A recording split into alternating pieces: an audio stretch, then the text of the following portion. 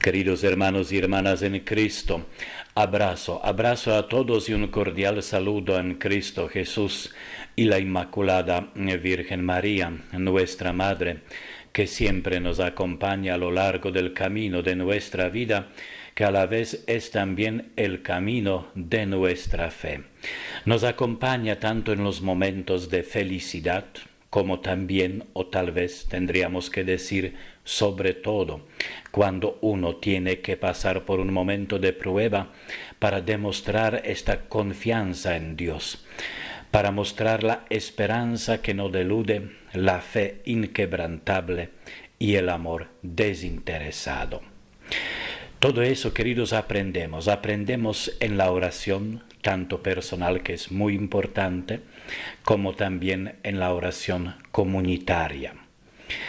Esto lo aprendemos también participando de las celebraciones eucarísticas cuando recibimos el cuerpo de Cristo que nos fortalece y abrimos nuestra mente y nuestro corazón a la sabiduría de Dios que encontramos en la palabra de Dios. Y este camino, confirmamos este camino de fe, conociendo también la vida de los santos. Es importante saber elegir con qué llenar mi mente y mi corazón. Por eso vale la pena remarcar una vez más la importancia de esta pregunta. ¿A quién escuchas? ¿Qué cosa lees? Porque así va a ser después tu actitud en la vida. Cuanto más cosas de Dios, cuanto más la presencia de nuestro buen pastor, tanto mejor vas a reconocer su voz y vas a saber hacia dónde vas. Y eso es justamente en lo que queremos concentrarnos en esta reflexión. Nosotros sabemos hacia dónde vamos. La vida de la fe no es un caminar sin una meta, sin saber nuestro destino.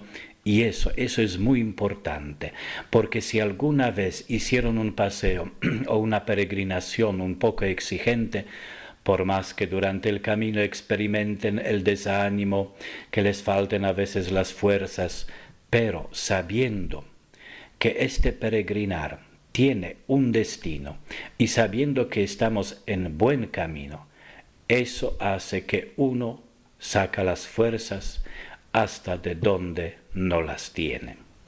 Eso lo digo porque me vienen en la memoria las peregrinaciones, tanto en Polonia como en Argentina, a Luján y también a la Virgen de Itatí. Me acuerdo que en una peregrinación justamente a la Virgen de Itatí, cuando durante el camino se desencadenó un tormentazo con un diluvio, no quedó nadie en el camino y tampoco circulaba algún coche, o sería carro o bus. Parecía el fin del mundo. Pero saber hacia dónde voy y que es una peregrinación a la Virgen María me daba la confianza que sí o sí, aunque sea a 4 patas, pero sí voy a llegar. En realidad en el santuario entré a 4 patas porque el cansancio era tan grande que ya no tenía ni siquiera la fuerza para levantar los pies por la escalera. Un cansancio enorme, pero la alegría, esta interior, la alegría del espíritu, era más grande todavía. Eso ayudaba, sabía hacia dónde voy y quién me espera allá. Y así es nuestro itinerario de la vida. Cuántas veces experimentamos el cansancio, cuántas veces ya no queremos seguir más, queremos renunciar a la fe, renunciar de luchar por las cosas que tienen verdadero valor, de luchar por las personas, porque las dificultades parecen como un tormentazo y las tentaciones atacan como un diluvio y para colmo a veces no hay nadie que te entienda, nadie que te dé una mano. Pero basta recordar hacia dónde vas y que por más que todo el mundo te abandone, Dios, que es fiel a su palabra, nunca te va a abandonar. Y la Virgen María intercede por ti durante este camino. Así encontramos el sentido de este acontecimiento que es la ascensión de Jesucristo a los cielos. La ascensión de nuestro Señor Jesucristo nos da en realidad la razón de nuestro caminar en la vida. Podemos decir que nos devuelve la memoria de algunas cosas. Vamos a tratar de señalarlas acá. La primera cosa importante, nos hace justamente saber hacia dónde vamos. San Pablo escribe en la carta a los Gálatas: nuestra patria está en el cielo. El mismo Jesucristo, cuando se despedía de los suyos, decía: voy a la casa de mi Padre, les voy a preparar el lugar, porque allá hay un lugar para cada uno de ustedes.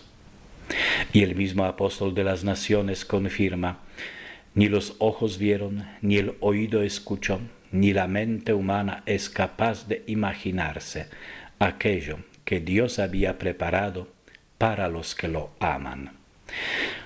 Por eso hay que tener siempre presente, cada día, incluso en cada cosa que hacemos, esto: hacia dónde vamos, cuál es la meta de nuestra vida. Y de eso viene el segundo punto, segunda cosa importante. Si tenemos una meta, quiere decir que acá estamos en camino. Somos peregrinos, caminantes, y no es difícil darse cuenta de eso, porque día tras día experimentamos que la vida sigue adelante.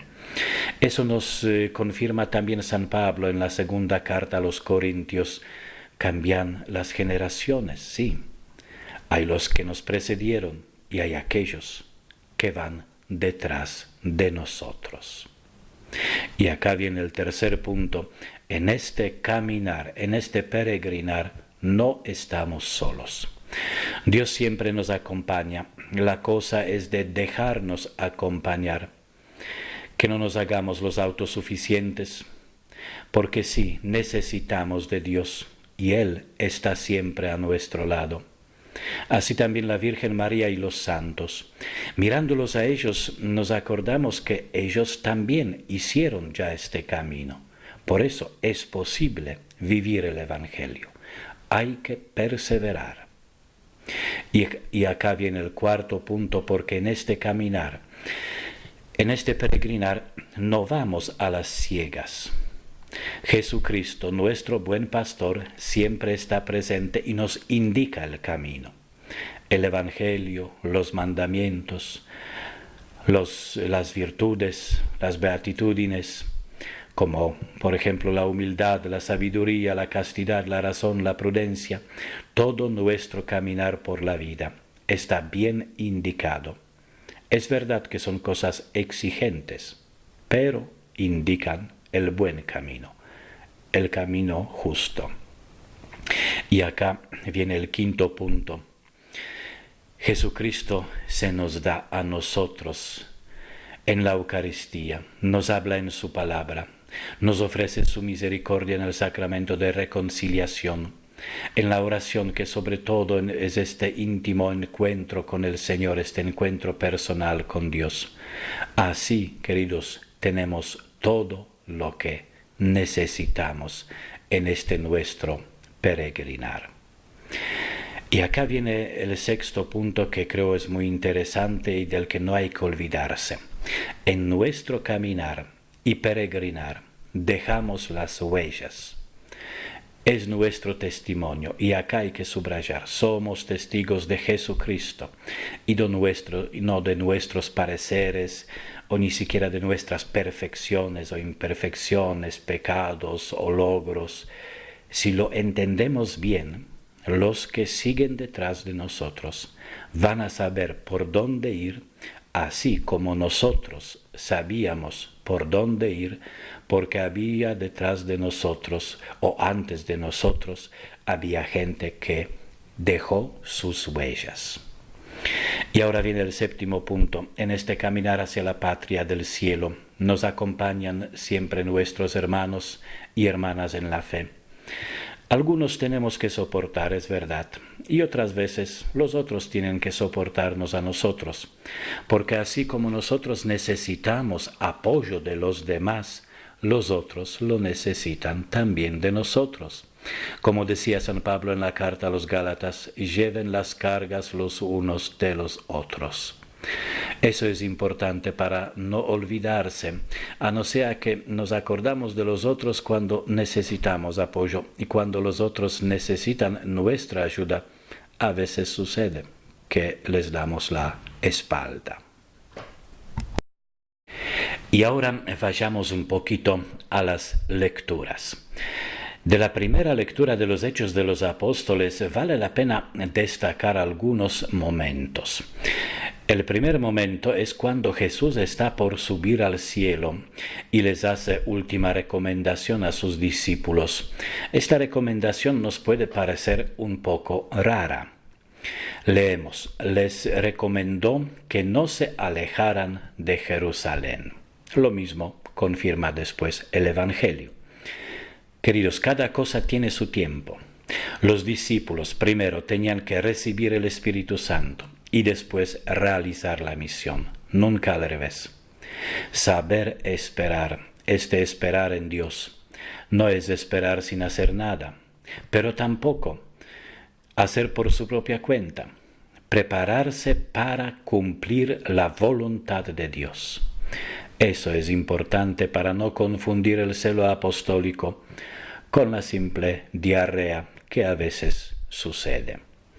Acá vale la pena destacar dos cosas, o recordar tal vez. No todos tienen la misma misión para cumplir, cada uno según su vocación recibida de Dios. Hoy no pocas veces se dice que todo es igual, y como ya lo explicamos en la primera charla, que no es así. Cada uno tiene su vocación, y más dentro de esta misma vocación, como por ejemplo al sacerdocio, hay como vocación más precisa, porque no cada sacerdote tiene que hacer lo mismo.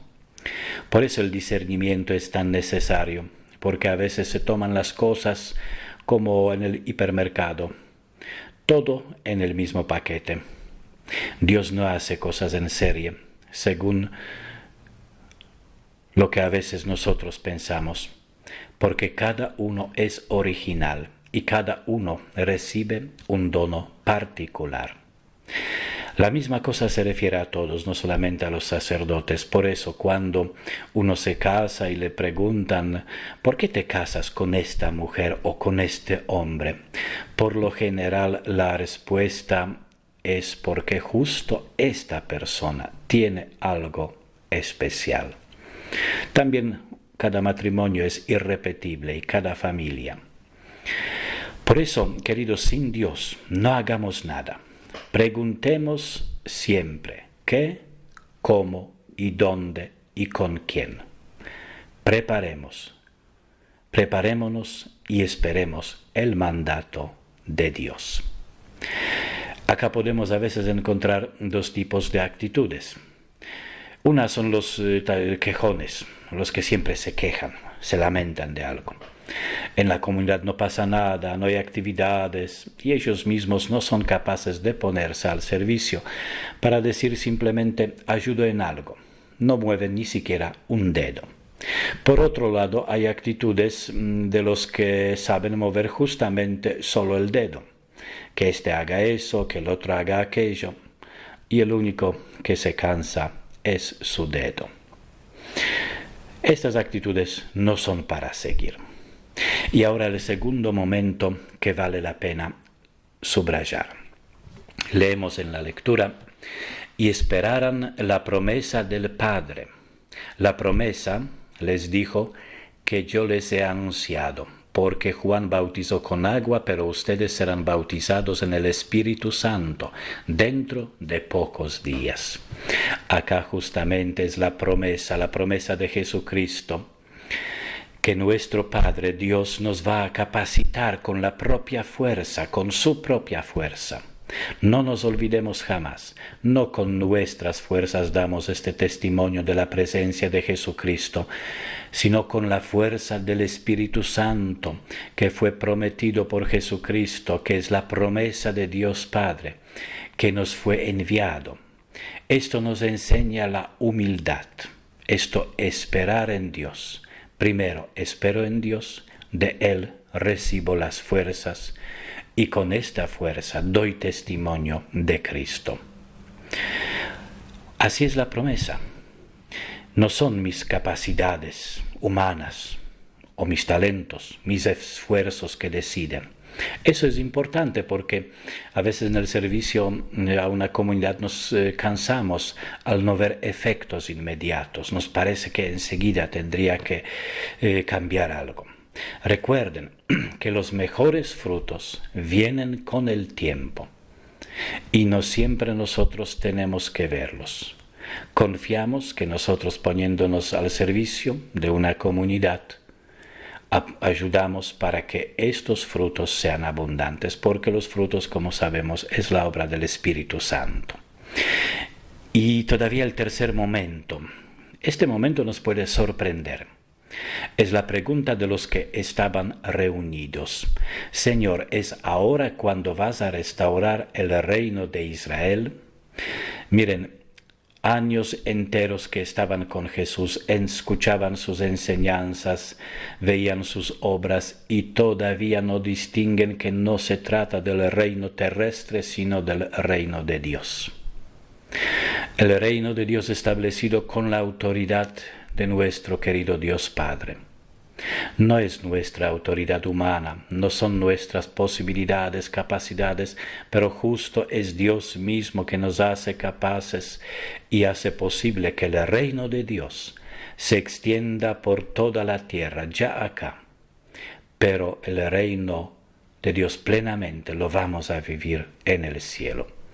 Por eso, queridos, no miremos jamás la Iglesia Católica reduciéndola a tan solo dimensión de comunidad humana. Es Jesucristo quien nos reúne. Y esa paciencia, si uno de nosotros todavía no entiende, que piensa a veces que justamente la Iglesia como comunidad humana ya tendría que ser un cielo. A veces hacen falta años enteros para entender de qué se trata en la fe y qué es en realidad la Iglesia, lógicamente sin quitar esta dimensión humana, pero sobre todo hay que saber que justamente se trata del reino de Dios, esta nueva Jerusalén, la Iglesia como nueva Jerusalén, que lo hemos explicado un poquito la vez pasada. Y ahora el cuarto momento que considero muy importante.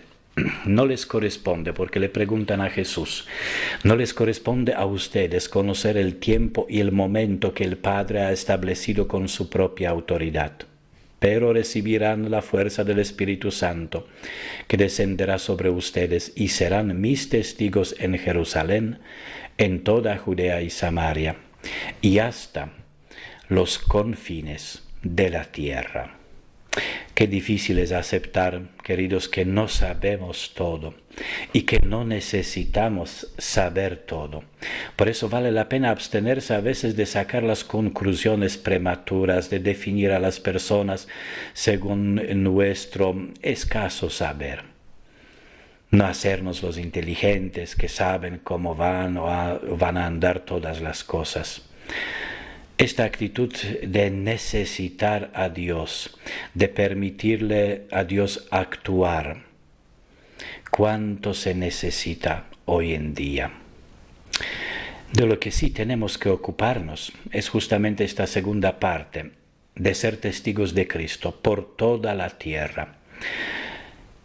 De todo lo otro se va a ocupar el mismo Dios. Y ahora alguien podría preguntar, ¿y cómo aprenderlo? Es necesario siempre ir desarrollando justamente esta vida espiritual, esta intimidad interior con Dios. Sin ese aspecto, de nada nos sirven nuestros esfuerzos. Hay que comenzar por permitirle a Dios de construir y reconstruir desde el fundamento. Y este fundamento es justamente nuestra vida espiritual. No confundirla con emociones, con impresiones, con las vivencias, no, es un fundamento sólido. No tengamos miedo de dedicar entonces el tiempo a la oración personal. A veces se comete este error que se quiere construir el techo. Sería una linda comunidad de personas sin ocuparnos antes del fundamento. Por eso, tal vez tantas dificultades y tantos problemas. Imagínense un matrimonio, queremos que sea lindo, pero si en este matrimonio las dos personas no van a ser fuertes, que no tienen su vida construida sobre un fundamento fuerte, entonces es difícil que después del matrimonio ande bien. Y de la misma manera la comunidad. Si cada uno permite ser construido por Dios, desde lo fundamental, desde esta oración personal, meditación, reflexión dentro de uno mismo, miraría de otra manera todas las cosas. Así se ve las cosas distinto, porque sabes que estás con los pies sobre un fundamento fuerte. La vida espiritual es como sacar la sabiduría de Dios y hacerla mía. De todo eso nos habla justamente la segunda lectura y subraya: Él puso todas las cosas bajo sus pies y lo constituyó por encima de todo, cabeza de la Iglesia, que es su cuerpo y la plenitud de aquel que llena completamente todas las cosas. Una cosa que es necesario destacar: la Iglesia católica es el cuerpo místico de Cristo. Sobre todo y antes que nada, no consideremos y no miremos a la Iglesia tan solo en su aspecto humano. Ya lo hemos dicho, pero vale la pena repetirlo, porque esto sería falso. Y muchos, sin querer, cometen este error. Miran a la Iglesia como si fuera hecha solo por los hombres. Y por eso después, cuando algo no va a nivel humano, nos escandalizamos. Algunos se van, otros dicen de perder la fe. Si pusiste en lugar de Dios a ti mismo o al otro ser humano o cualquier otra cosa, esto sí, te aseguro que te va a desilusionar, antes o después. Porque el ser humano es así, no es infalible. Comete pecados, comete errores, por más que a veces involuntariamente. Por eso recordemos lo de San Agustín: si Dios está en primer lugar, todo está en su lugar. Del Evangelio, queridos, permitan que subraya una cosa: mientras los bendecía, se separó de ellos y fue llevado al cielo. La bendición de Dios es permanente. Primero hay que darse cuenta de eso y recibirla. Esta bendición de Jesús, que mientras bendecía, no dice que terminó de bendecirlos y se fue al cielo. Podemos decir que Jesucristo justamente del cielo siempre nos bendice. Entonces, el primer paso es darse cuenta de eso y recibir esta bendición. Y segundo, esta bendición es para la misión, para ser testigos de Cristo. No es un hechizo o una magia que voy a recibir la bendición de Dios y puedo hacer lo que quiero. La bendición de Dios es para discernir y realizar la voluntad de Dios. Para otra cosa no hay bendición de Dios. No nos olvidemos de eso. Y para finalizar esta charla, permítanme hacer una observación. Para eso tenemos que volver a la primera lectura. Leemos: como permanecían con la mirada puesta en el cielo mientras Jesús subía, se les aparecieron dos hombres vestidos de blanco que les dijeron: hombres de Galilea, ¿por qué siguen mirando al cielo? Este Jesús que les ha sido quitado y fue elevado al cielo vendrá de la misma manera que lo han visto partir. ¿Cuántas veces tenemos las ganas de andar por las nubes, de seguir como estos pobrecitos mirando al cielo? En cada época la gente siempre andaba detrás de lo que era sensacional, detrás de las apariciones, estas supuestas, y eso más incluso que las verdaderas, porque las verdaderas ponen exigencias y las falsas apariciones siempre son solo para sensación. Pero la verdadera vida de fe no se vive en las nubes, de sensación a sensación, de vivencia emocional a otras más fuertes todavía, vivencias espectaculares, emocionales. La vida de la fe se vive caminando con los pies por la tierra, con la bendición de Jesucristo del cielo. Por eso, si a veces nos agarra este sentimentalismo y tenemos ganas de ponernos a soñar con Jesucristo abstracto, recordemos eso que dijeron estos dos hombres vestidos de blanco: ¿por qué siguen mirando al cielo? Nosotros tenemos la tarea de ser testigos de Cristo y no andar soñando o imaginándose no sé qué cosa. Es duro a veces, pero es verdadero. Acá me acuerdo de la frase de una canción: caminante no hay camino, el camino se hace al andar.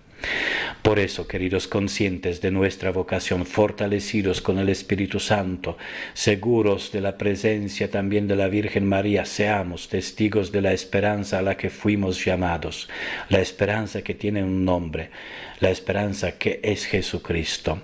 Como decía la segunda lectura, la bendición abundante para todos y que la Virgen María les proteja. Si alguna vez no saben qué hacer en la vida, pregunten a la Virgen María. Ella sabe la respuesta y les va a conducir por el buen camino. Camino siempre hacia Jesucristo.